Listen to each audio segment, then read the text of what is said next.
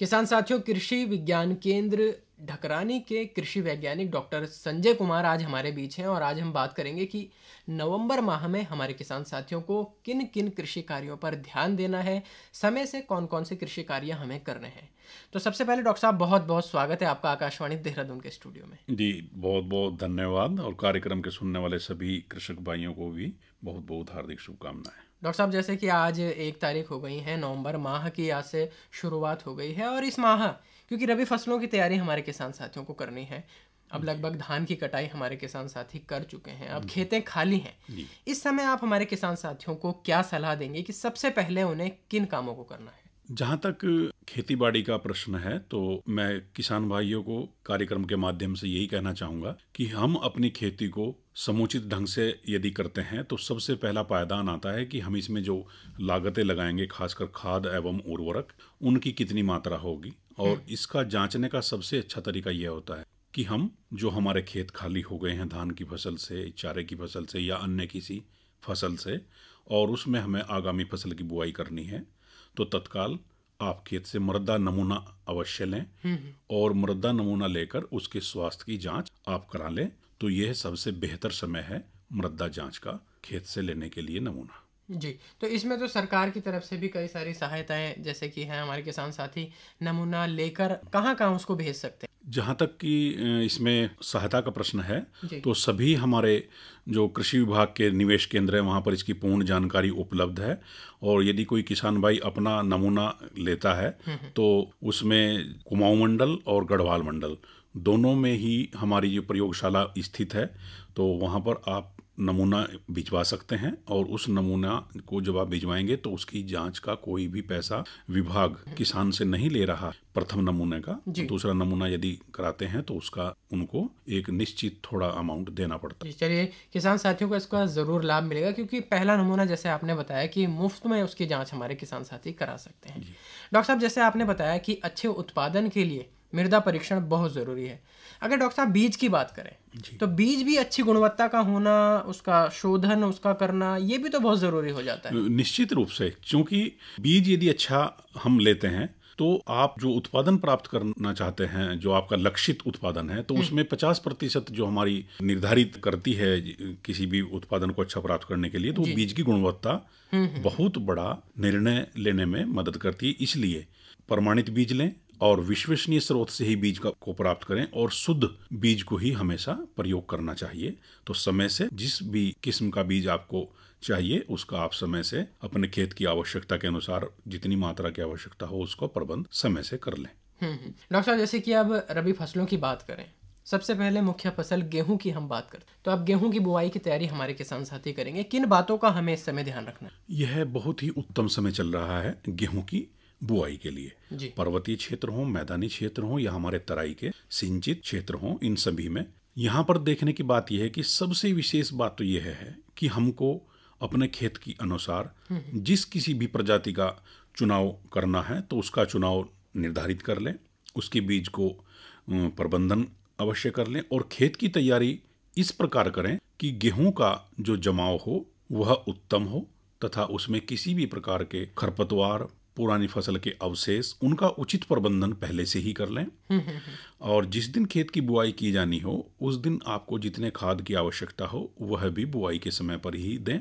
तो इससे दो बातों का ध्यान रखने की आवश्यकता होगी: प्रजाति के अनुसार बीज की मात्रा का प्रबंधन, दूसरा खाद एवं उर्वरकों का बुआई के साथ प्रयोग, और तीसरा सबसे बड़ा जो इसमें ध्यान रखने की बात यह है कि आपका अंकुरण अच्छा हो। इसके लिए खेत की तैयारी में नमी की कमी किसी भी प्रकार से ना हो। यदि ऐसा होता है तो आप बुआई का विशेष प्रबंधन अपनाएं। डॉक्टर साहब, जैसे आपने प्रजातियों की बात करी, कुछ खास प्रजातियां जिसकी संस्तुति आप हमारे किसान साथियों के लिए करेंगे? हाँ, जैसे हमारे पर्वतीय क्षेत्र हैं और वहाँ पर किसान भाई मध्य नवंबर तक बुआई सामान्यतः कर लेते हैं पर्वतीय क्षेत्रों में, तो वहाँ पर VL 967, VL 953, VL 3004, VL 2018, VL 892, HS 520, इन प्रजातियों का यदि हम बुआई करते हैं तो अच्छा उत्पादन मिलने की संभावना हमारे पर्वतीय क्षेत्रों में रहती है। यहीं पर UP 2572, UP 2844, UP 2955, इन प्रजातियों को भी किसान भाई अपने खेत में स्थान दे सकते हैं जहाँ पर सिंचित घाटी वाले क्षेत्र हों।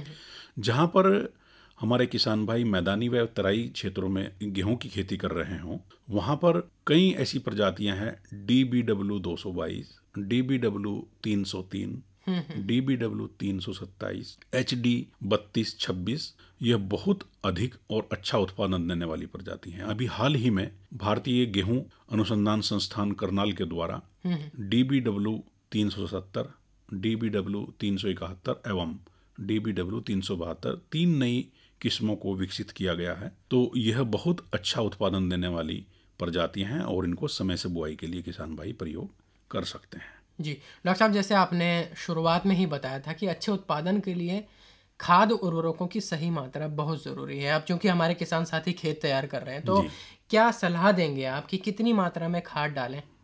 अच्छा उत्पादन प्राप्त करने के लिए हम खाद एवं उर्वरकों को इस प्रकार से प्रबंधन करें कि जितने भी खेत में हमको आवश्यकता है खाद एवं उर्वरकों की, खासकर नत्रजन, फास्फोरस, पोटास एवं जिंक, इसकी 50% मात्रा को गोबर की खाद अथवा दूसरी कंपोस्ट से हमको यथासंभव देना चाहिए। इससे हमारी भूमि भी अच्छी होगी, प्रकृति भी अच्छी होगी और किसान के पास जो उत्पादन होगा वह भी बहुत ही अच्छा होगा।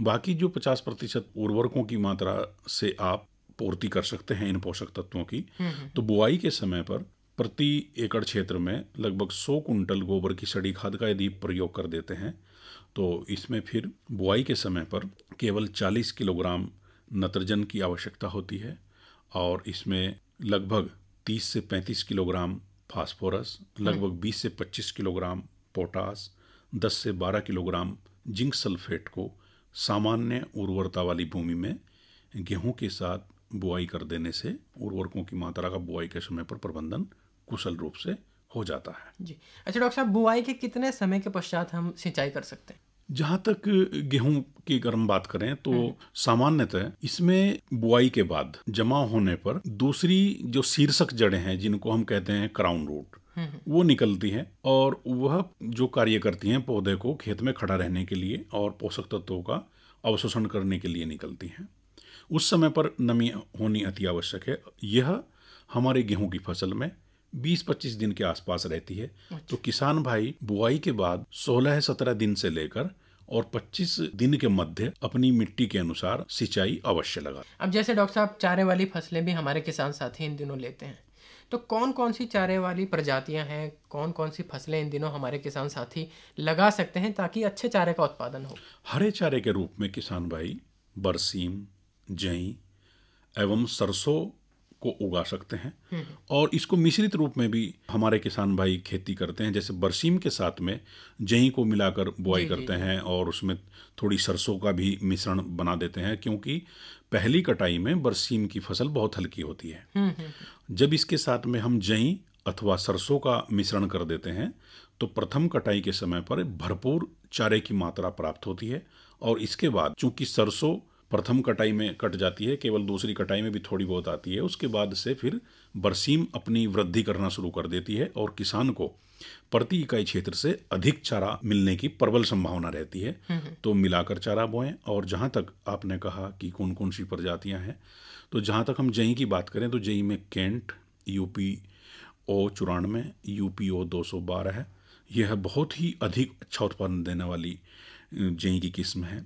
बरसीम लुधियाना 9 मिसकावी या दूसरी जो हमारी रिजके की किस्म है हरियाणा रिजका, इसको यदि किसान भाई बुआई करते हैं तो निश्चित तौर से जई और बरसीम और इसके साथ में सरसों, चूँकि सरसों की कोई विशेष कोई ऐसी बात नहीं है, केवल अच्छी तेज़ी से बढ़ने वाली सरसों का प्रयोग हम इसमें कर सकते हैं। उसके लिए चाहे हम पंतराई 20 ले लें, चाहे पंतराई 21 ले लें या दूसरी कोई अन्य सरसों की बुआई भी हम इसके साथ में मिलाकर कर सकते हैं।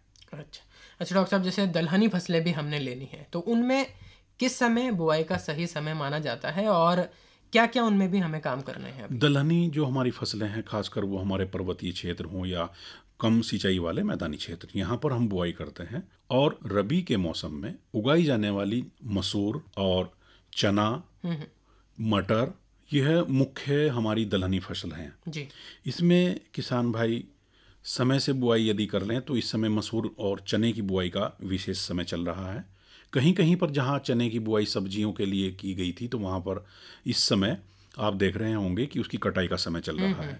मटर चूंकि सब्जी एवं दाल दोनों ही रूप में लगाई जाती है तो यहाँ पर निरंतर अभी बुआई का समय बना हुआ है। आप अपने क्षेत्र में मसूर, चना एवं मटर की बुआई करके अच्छा लाभ कमा सकते हैं। तो इसके लिए आपको प्रति इकाई क्षेत्र में जो उचित पौधों की संख्या है उसी के अनुसार आप बीज की मात्रा का प्रयोग करते हुए खेत की तैयारी भली प्रकार कर लें। चूंकि इसमें कोई विशेष रूप से बाह्य पोषक तत्वों का भी बहुत ज़्यादा प्रचलन नहीं है और हमारी मिट्टी के लिए भी यह फसलें काफ़ी लाभदायक रहती हैं। जी डॉक्टर साहब, गन्ना भी जैसे इन दिनों हमारे खेतों में खड़ा है तो उनमें हमें किस बात का ध्यान रखना इस समय ज़रूरी है? हाँ, जहाँ गन्ने की बात आती है प्रबंधन की, तो चूंकि इस समय गन्ने की कटाई और गन्ने की फसल लगभग जो बुआई की गई थी पिछले वर्ष उसमें पकने का समय चल रहा है। इसमें दो फसलें होती हैं, एक हम फसल मुख्य फसल की कटाई के बाद तैयार करते हैं जिसको हम पेड़ी फसल कहते हैं और एक मुख्य बुआई के द्वारा उसको बोवक फसल कहते हैं। तो जो फसल कटाई के बाद में तैयार हुई पेड़ी वह कटाई के लिए तैयार हो चुकी है, उसको जो भी चीनी मिल है उसमें आपूर्ति के लिए आप आपूर्ति दे दें, उसमें खेत में सिंचाई बिल्कुल भी न करें। बोवक गन्ने की जहाँ बात है, यदि उसमें बरसात के बाद नमी की कमी है तो आप उसमें सिंचाई करें तथा जो नीचे के कल्ले निकलते हैं हरे उनको आप खेत से हटाते रहें। उनका प्रयोग आप पशुओं के चारे के रूप में कर सकते हैं। तो इससे चीनी की गुणवत्ता अच्छी रहेगी और उससे परता भी चीनी का अच्छा बनेगा। जी डॉक्टर साहब, काफ़ी विस्तार से आज आपने बताया कि रबी फसलों में हमें किन किन बातों का ध्यान रखना है। चलते चलते अंत में हमारे किसान साथियों को क्या सलाह आप देना चाहेंगे? मैं किसान भाइयों को यही सलाह देना चाहूँगा आपके माध्यम से। एक तो त्योहारों का सीजन है, सबको बहुत बहुत त्योहारों की बधाई। और चूंकि हमारे जो बीज हैं उनमें हम यदि बीज में टीकाकरण करके उसकी बुआई करेंगे, जैसे फफूंदनाशक, जैवनाशक या जैव उर्वरक, बुआई से पूर्व इनको आप अवश्य टीका करके बुआई करें तो इससे हमको अत्यधिक लाभ होगा। साथ ही साथ भूमि में पड़े हुए अनुपयोगी पोषक तत्वों को पौधे को मिलने का भी अवसर प्राप्त होगा और साथ ही साथ इससे लागत की कमी भी होगी, जमाव का भी अच्छा होगा और कीट एवं पतंगों का भी आपतन इन बीजों में कम रहता है। तो इसके लिए दलहन, तिलहन एवं अनाज की सभी फसलों में 5 ग्राम ट्राइकोडर्मा, 5 ग्राम स्यूडोमोनास अथवा 5 से 10 मिलीलीटर एनपीके कंसोर्सिया से यदि हम इसका टीकाकरण करके बुआई करते हैं तो यह बहुत ही उत्तम पाया जाता है। जी तो डॉक्टर साहब, बहुत ही महत्वपूर्ण सलाह आपने हमारे किसान साथियों तक पहुंचाई कि आप टीकाकरण करके अच्छा उत्पादन फसलों से प्राप्त करें। नवंबर माह के कृषि कार्यों पर डॉक्टर साहब बहुत ही महत्वपूर्ण जानकारियां आज आपने हमारे किसान साथियों तक पहुंचाई। स्टूडियोज में आने के लिए आपका बहुत बहुत आभार, धन्यवाद। आपका भी बहुत बहुत धन्यवाद।